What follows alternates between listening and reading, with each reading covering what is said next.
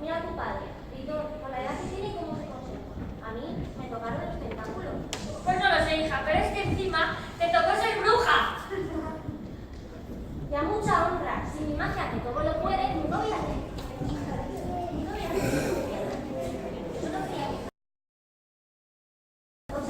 ¡Villana! Basta ya.